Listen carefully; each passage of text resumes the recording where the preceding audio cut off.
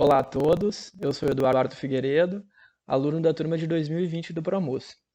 Esse é o segundo Jornada Promus que eu participo e eu vou apresentar a evolução do meu trabalho até aqui.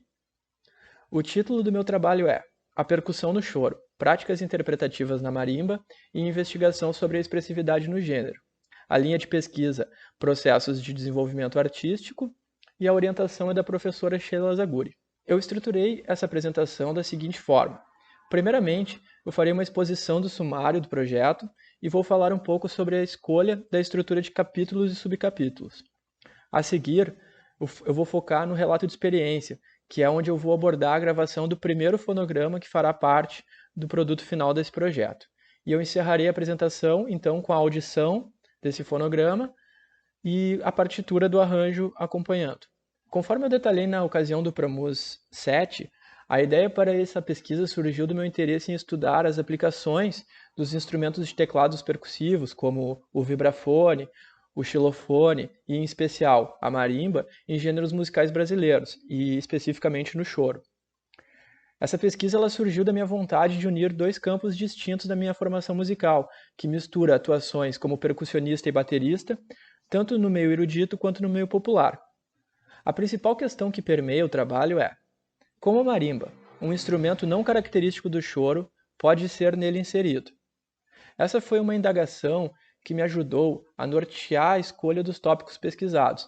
Elas me ajudaram a embasar e auxiliaram na gravação e criação dos arranjos presentes no produto final desse projeto. Bem, o sumário ficou estruturado da seguinte forma. Número 1. Introdução. É onde eu apresento o projeto, falo sobre sua aplicabilidade, falo sobre as minhas motivações pessoais e sobre os objetivos estabelecidos. Número 2. Contextualização. 2.1. Sobre o choro. 2.2. Sobre a marimba. 3. Os teclados de percussão na música brasileira. Esses dois capítulos, número 2 e 3, eles estão diretamente relacionados com a indagação mencionada anteriormente. Eu busquei, através desses tópicos, fazer um apanhado teórico na tentativa de compreender alguns aspectos fundamentais para o desenvolvimento do projeto. Alguns desses aspectos são o seguinte: como se consolidou a formação instrumental típica do choro?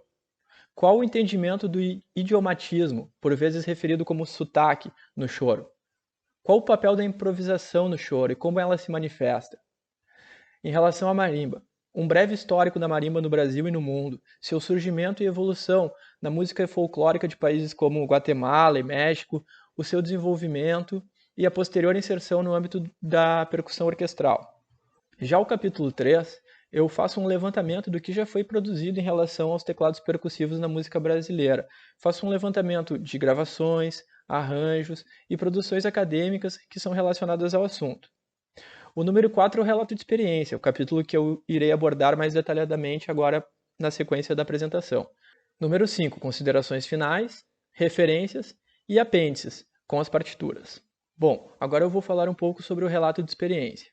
Esse é o capítulo onde é apresentada uma descrição da experiência prática da pesquisa.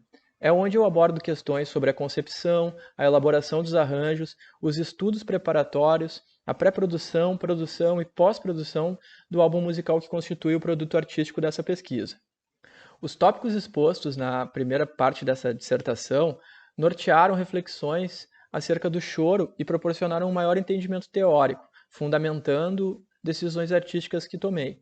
Um exemplo disso é a questão idiomática, que permeou os estudos técnicos e práticos, trazido no subcapítulo sobre o choro e apoiado nos autores referenciados. Em relação aos arranjos, eu busquei com eles colocar a marimba em diferentes contextos, a fim de demonstrar aplicações diversas desse instrumento em composições do repertório do choro. 2020, devido às circunstâncias decorrentes da pandemia de Covid-19, fizeram com que a criação dos arranjos fosse uma prioridade. Então, eu me dediquei a concretizar a criação desses arranjos que vão fazer parte do produto final, para depois, então, retomar a questão de ensaios e práticas focadas para a gravação deles. Vou falar especificamente sobre Santa Morena, que é o primeiro arranjo elaborado para o produto final do projeto e que é uma composição de Jacó do Bandolim, composta em 1954. Esse é um tema amplamente difundido e tocado no universo do choro. E, ainda que se trate de uma valsa com inspiração na música flamenca, ele é normalmente classificado como uma valsa-choro. Eu decidi para ele criar um arranjo para duo de marimbas.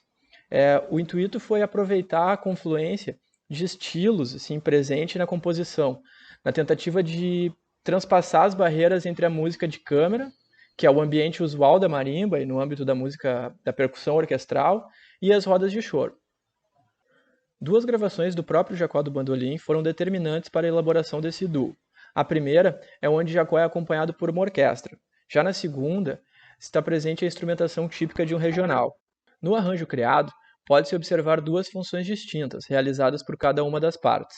A primeira marimba assume o papel de solista, sendo responsável pela melodia e comprometida a interpretar o tema com expressividade e o idiomatismo próprios do estilo, executando ornamentos e dinâmicas de maneira a enriquecer o conteúdo melódico.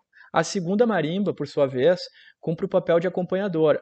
Ela delineia a harmonia e faz contrapontos rítmicos e melódicos em relação ao tema, principalmente de duas formas distintas. Ora utilizando padrões idiomáticos do instrumento, ora adaptando o acompanhamento típico do violão sete cordas. Para a introdução, há um padrão rítmico que foge um pouco da estrutura de acompanhamento típica da valsa, buscando criar expectativa para a exposição do tema que vem após. Quanto à estrutura, o arranjo segue a forma AABB-AB, com uma sessão prévia de introdução e outra sessão de final. A segunda marimba é responsável por criar movimento entre as repetições, variando a forma como acompanha a melodia.